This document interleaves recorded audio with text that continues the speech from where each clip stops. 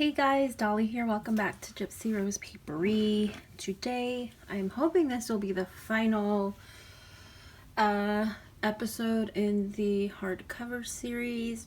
We shall see. Bring out your hardcover so that we can kind of get started. So this is what we made last episode, episode 2. And by now, it should be nice and set. You should have a nice sturdy cover. No bubbling, no kind of weird patchy spots.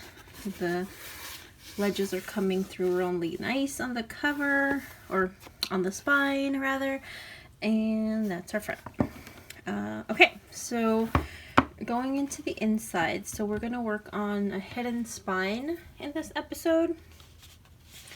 And so you'll need to cut another fake spine.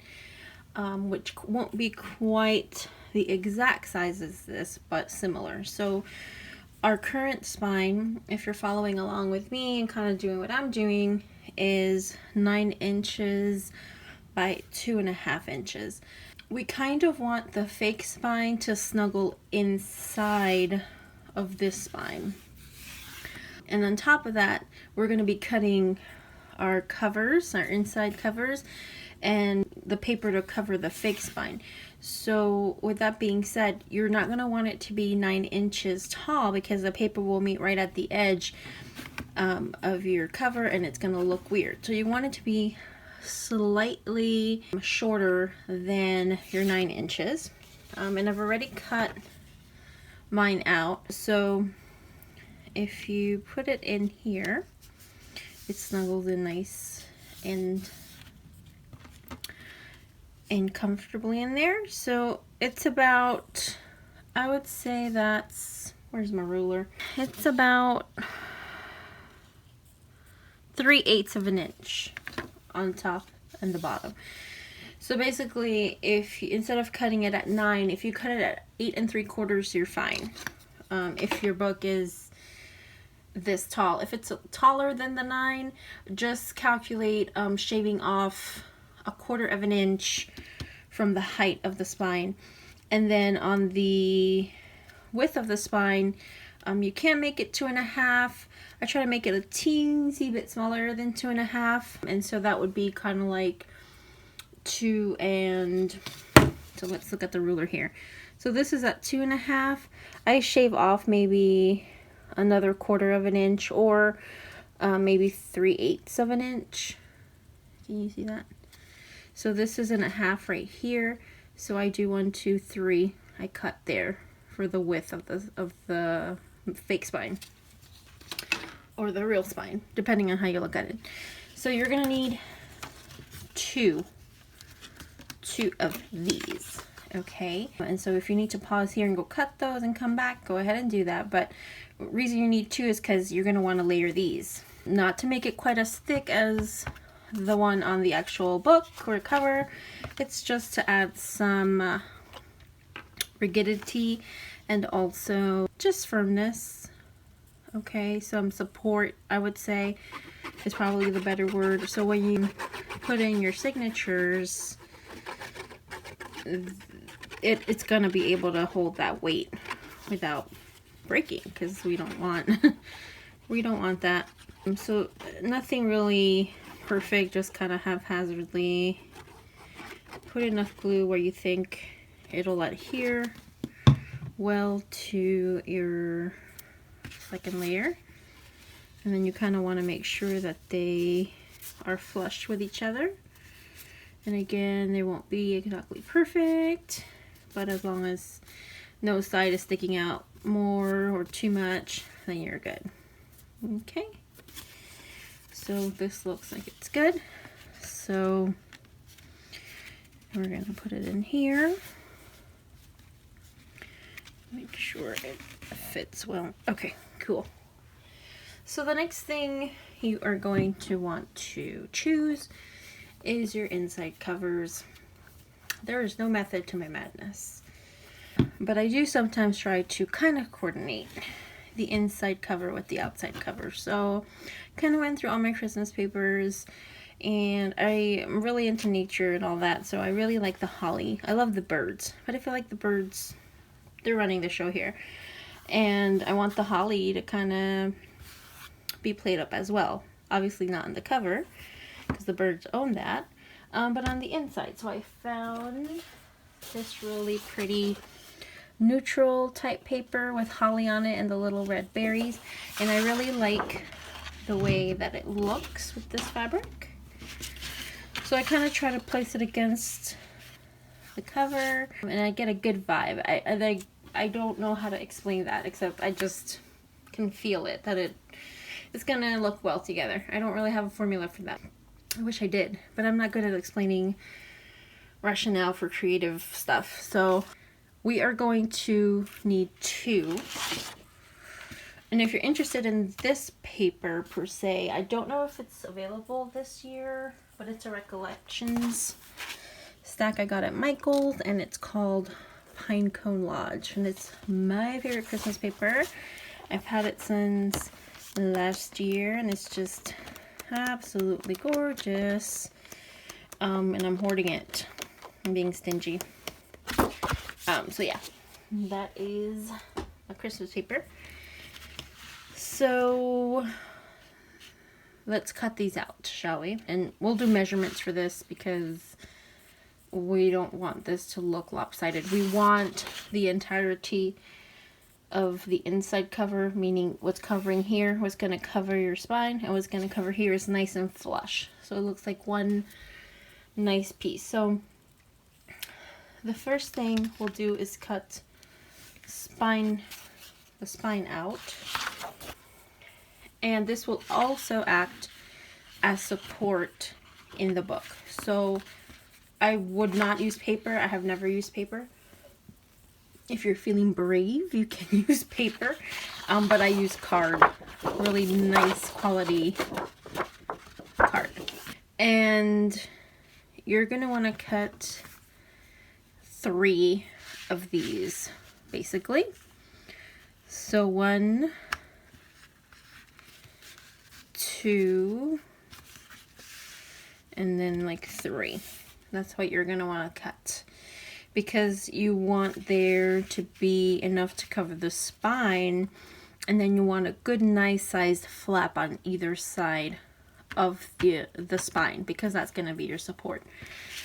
So go ahead and cut that out, and we'll be right back. Okay, so I cut out the spine section, and so an easier way, rather than kind of, if you're an eyeballer, you can do that. I did it a little bit bigger than 3 of these. I did like maybe 3 1/4, 3 1/2 of these. But the other thing you can do is, so you figure that your spine is 2 1/2 inches wide.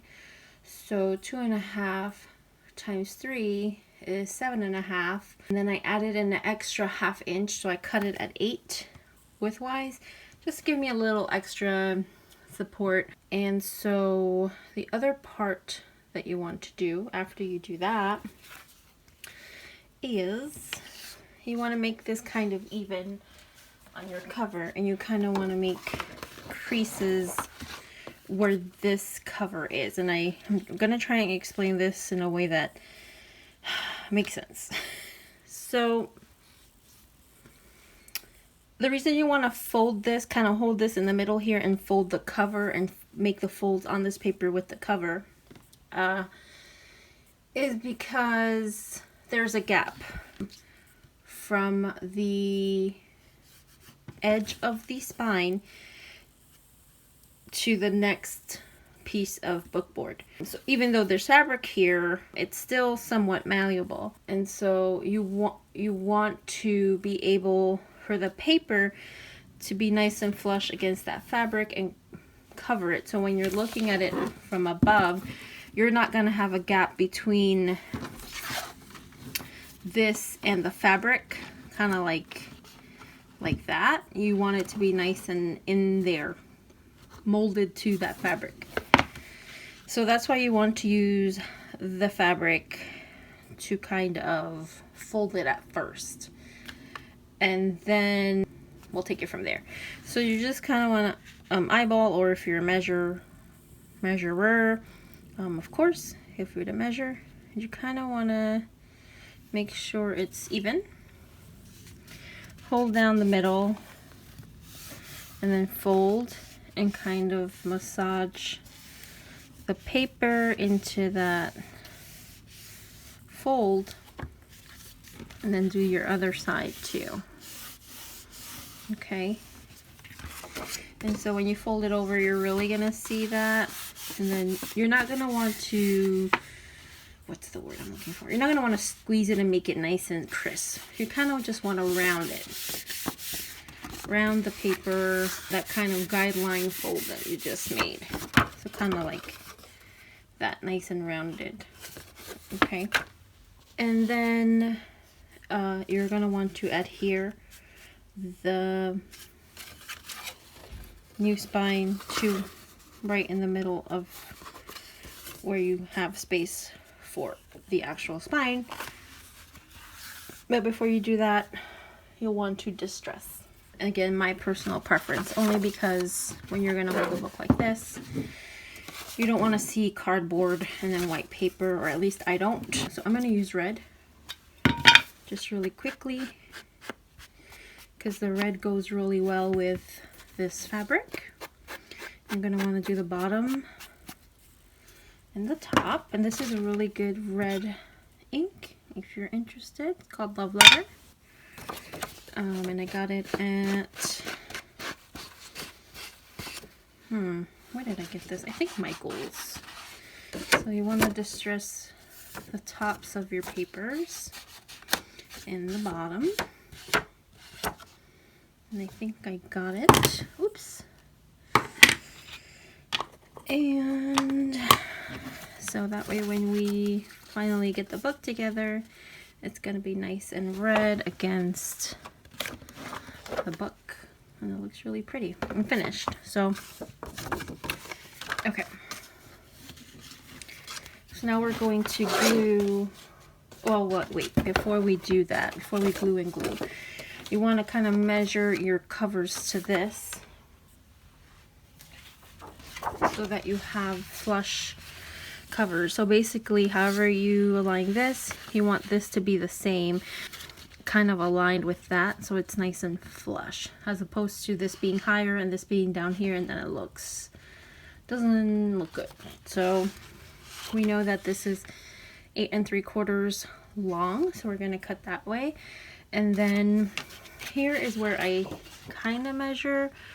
I kind of go right almost up to the edge, and then you can kind of make a fold there, and then you know that's where you need to cut, or you can measure it and leave some room for the outer corners. So I'll go ahead and cut those and come back. Okay, so we've cut our inside covers, and then we want to match it up to our spine cover. And so basically what I was saying is that these should be flush to each other height-wise. So when you put it in the book, this is not higher or lower than the spine flaps, because you don't want to see the flaps. You just want everything to look nice and uniform. I meant to say that you don't have to use the same paper for the spine and the inside covers. You can use different paper. I have sometimes used a different paper for the spine and then the same paper for the both covers, but they're contrasting. But as long as you make them the same height and the flaps aren't kind of peeking out, it'll look nice and uniform. So just wanted to throw that out there.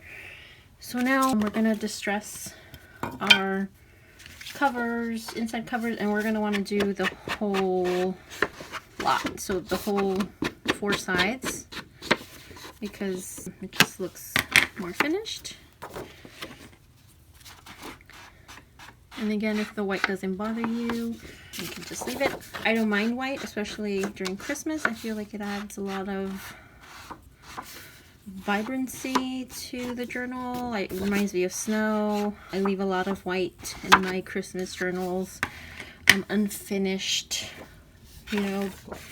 back of the page, if you will. It's just my personal preference. Some people do like to distress or coffee stain their scrapbook paper. For your covers though, I would not recommend that because you do get like that bubbly, like kind of warpiness of the paper.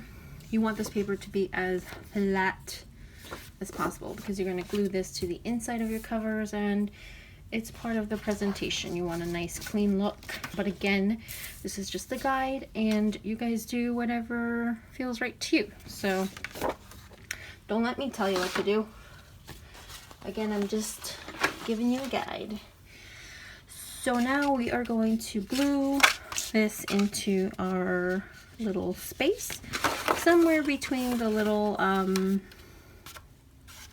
corners we made. So here you want to get a nice coat on the spine because you want the paper to stick really well. You don't want any lifting, so pay attention to your edges. And if it goes a little bit over the edge, not a big deal because we are going to even glue the paper over the edge as well, but not at this point in time. Right now we're going to focus on the face of the spine. So nice big thick layer of glue on the spine. And again, paying nice close attention to your edges because you're not going to have you're not going to have room for error on this spine part because of all the factors surrounding the spine, like the fabric and the paper and the creases and all that. So that's a nice thick layer. You want to make sure your paper, if it has an upright or downright, doesn't really make any difference on this one. So we're going to go ahead and just align our top, kind of press down to the bottom, and it's even. You can see there. You want like some space on either side, and then you just want to adhere.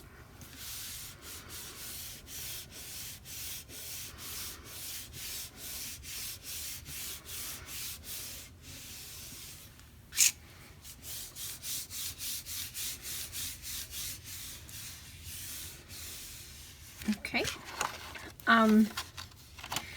And so this curve here, we're going to want that curve to be very pronounced, kind of come down against the side of the spine, curve back up and out. So in order to do that, I'm not going to wait till this is completely dry, but you're going to want to do that. You don't want it to move at all once you're got it on there.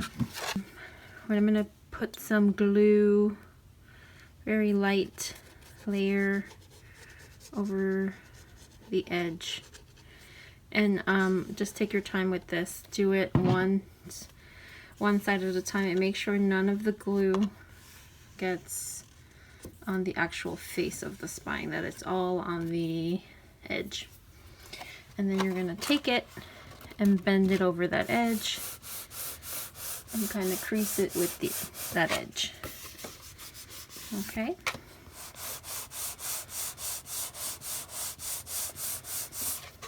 So you'll have something kind of like that, but you want it to glue to the edge, so hold it down, I would say for a count of 10, just to make sure it adheres.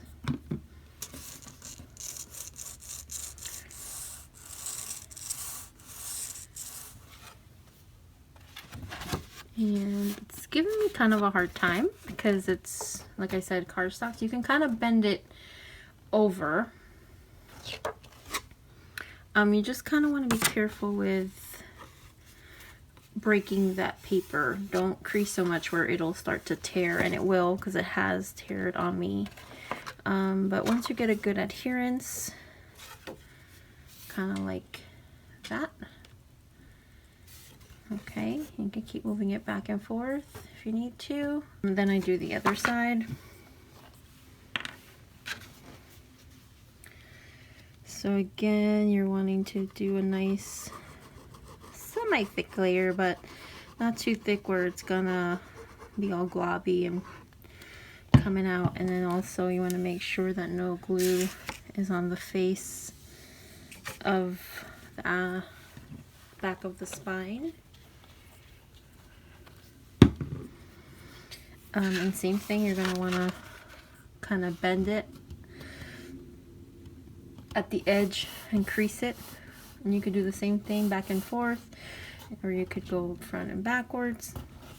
Hold it in place for 10 seconds until it adheres completely to the side of the spine. Okay, you can then kind of guide it with your hands, but again, remember not to press down too hard or get really intense with your pressure. I'm putting very light pressure on the edge because I don't want this paper to tear. It's just kind of gliding my hands to make sure that it adheres to the edges. So one side is adhering better than the other side. Again, just keep holding until you have good adherence, and I'll meet you back here. Okay, so mine is really well adhered, but you want to be careful when you do this because again, you don't want to rip the paper. Just be careful because you're not going to want to kind of pull this off that edge. So you're going to bring this face down like this and gently press down until you're lightly touching the surface of your work area, and then with your finger you're going to massage it against the edge here. Okay, and then same thing with the other side, just gently, because you will rip this paper, I'm warning you. It's happened to me so many times, and sometimes it doesn't really matter because you're doing a really junky or on one of my dark journals and it kind of adds to the vibe, but on a nice clean Christmas journal like this, you're not going to want tearing, unless you're doing an especially grungy book. So you just kind of keep working with that, and then the other part of that is you want to hold it up and continue to further curve in that edge. Okay, and just work with it so you can kind of curve it against your fingers. Oops.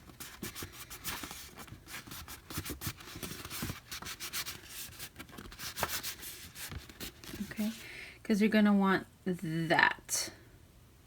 Do you see that there? Okay, that's what we're working towards, and I know it's kind of hard for me to show you or kind of explain it, but that's kind of what you're working towards. And so again, you can hold the edge and kind of press against your fingers with your other finger. That's probably a better view. And just keep going down the line. But you want a nice soft curve there. Okay, kind of like that. All right, and so now we're gonna need our cover to help us. So we're gonna position our fake spine or real spine, depending how you look at it, right in the middle. Okay, so kind of feel your way around this part, and you want to use your fingers to further deepen that curve against the actual book. And again, this is a slow process, takes patience. Again, be careful with the pressure that you're using. All right, then the other side. It's So you kind of want to mold it against the gap, that fabric gap that's there. All right, so that's what we'll have at the end. Okay, so we're looking good here. And so now is when the real work begins. So we're going to get our signatures ready.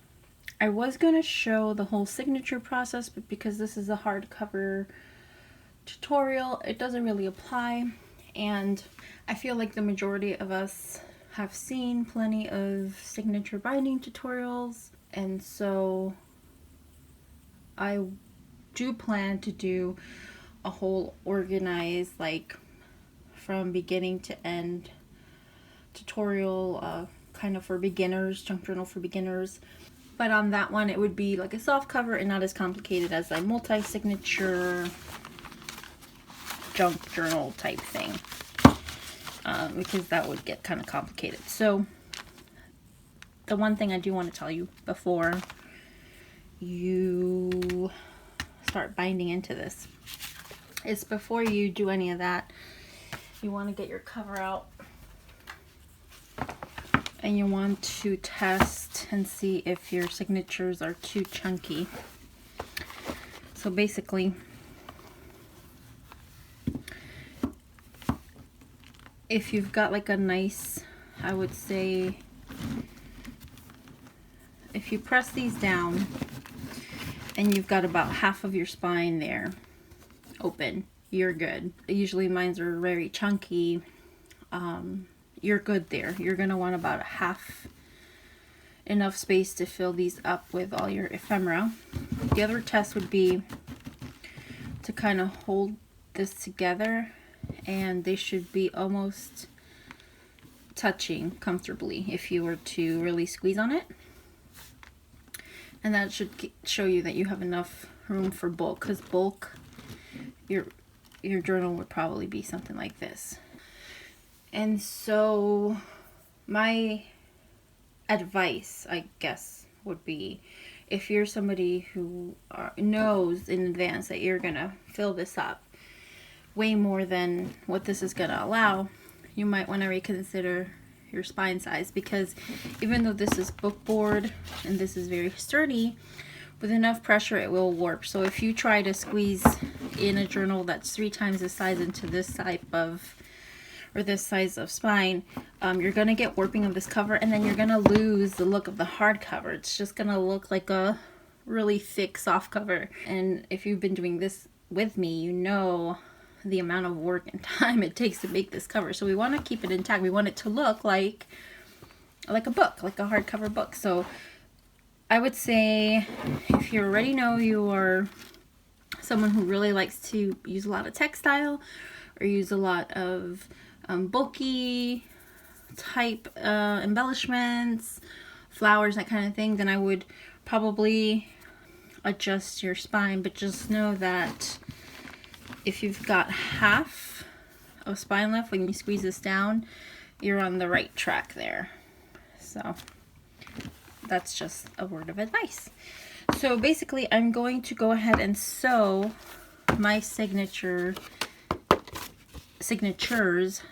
into this fake or real spine, depending on how you look at it. I keep saying that, but it's true. For me, it's like the fake spine.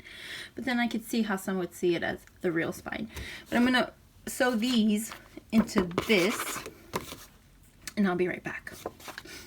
Okay, so I have all my signatures sewn in to the mock spine. And now we're going to glue. So this part of the gluing process is important, because this is essentially what is going to hold your book together. And I want to say that you don't want to be cheap on the fabric tack. Make sure you have at least a half full bottle handy. So yeah, so you don't want anything in the way, and please don't judge me on my on my binding. This is why I don't do outside binding, because I suck at it. But they're nice and tight.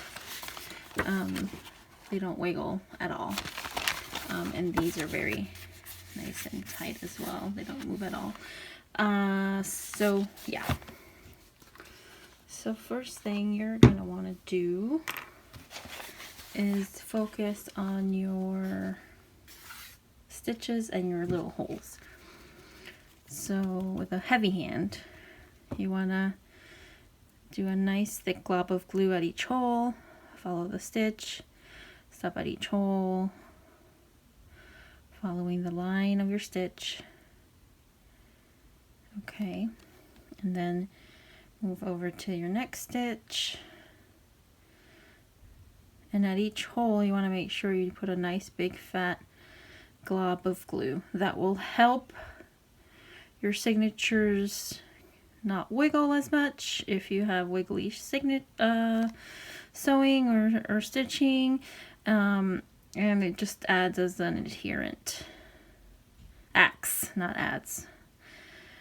I'm trying to talk and mentally do this in my head at the same time. Alright, so you'll have something like that. And then you really want to get into the edges, and you want to do again a nice thick line of glue all the way around.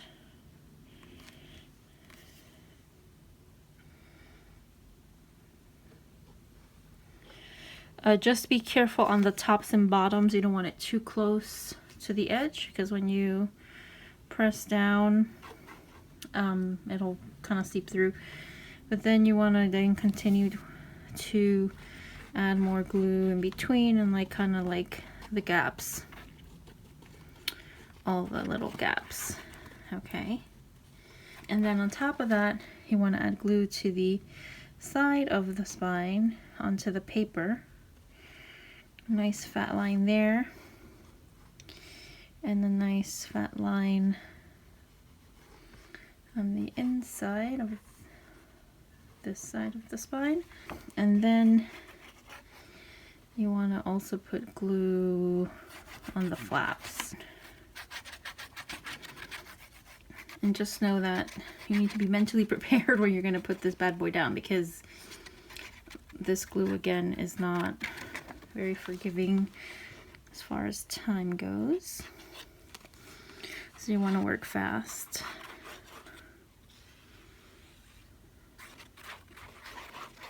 Alright, and then just to be sure, just add some more glue on the spine. Literally drench it in glue. And now, be very careful. You want to make sure you align before you set down.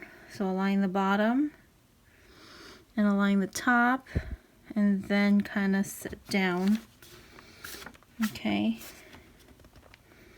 And you can kind of wiggle it at first, but then once you've got it where you want it, just start massaging the flaps in. And again, you want to curve that around the book's gap and on the other side as well.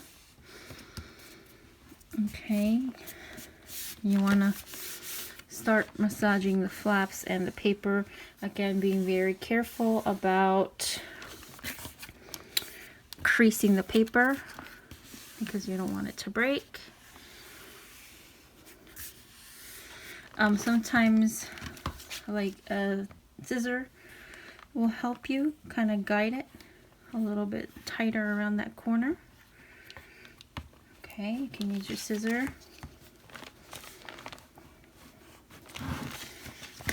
Better with my left hand. And I like these because they're nice and soft, so they're not going to mess with your paper. Okay. Alright. And at this point in time, you want to fold the book cover and then really get in there. Okay, use your finger if you have to. And then on the other side.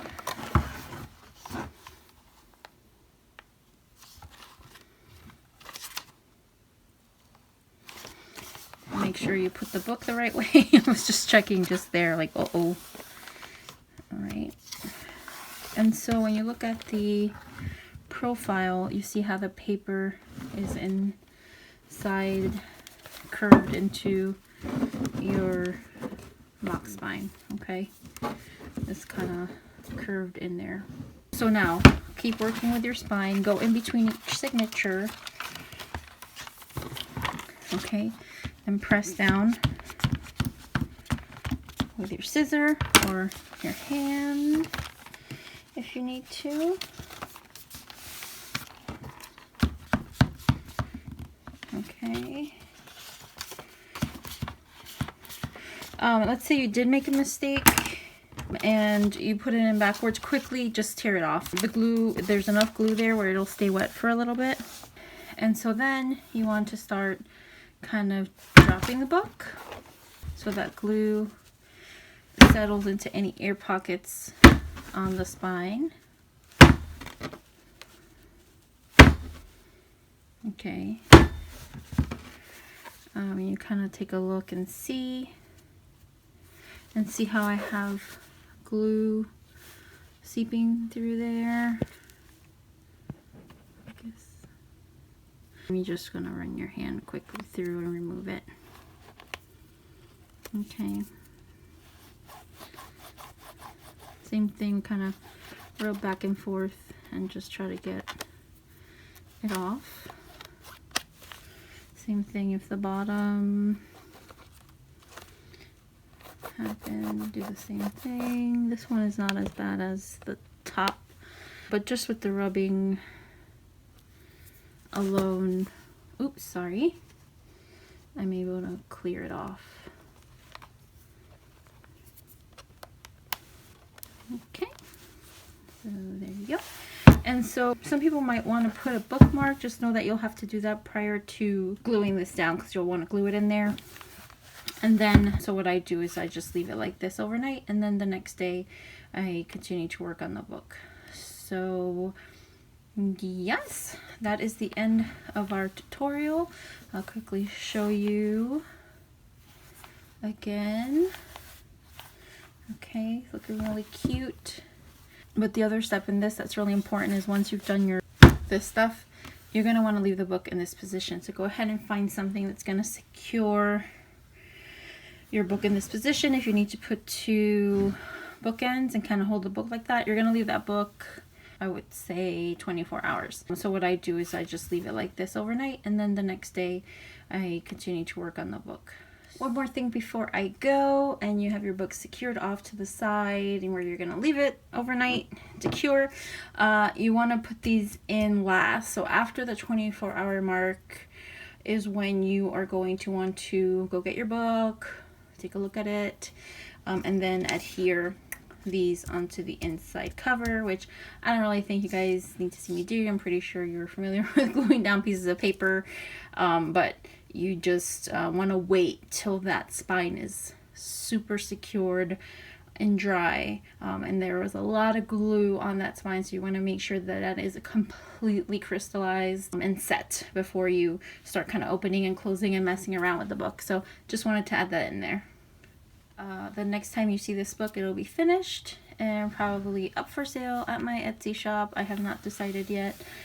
So yeah, I hope you enjoyed this tutorial. I know it was long, 3 parts, but hopefully all of you that have watched it, thank you first for taking the time to watch it, and 2, hopefully you gain something from it or learn something from it and can apply it to your own methods. So yeah, thank you so much for watching. I'll see you in the next one. Bye.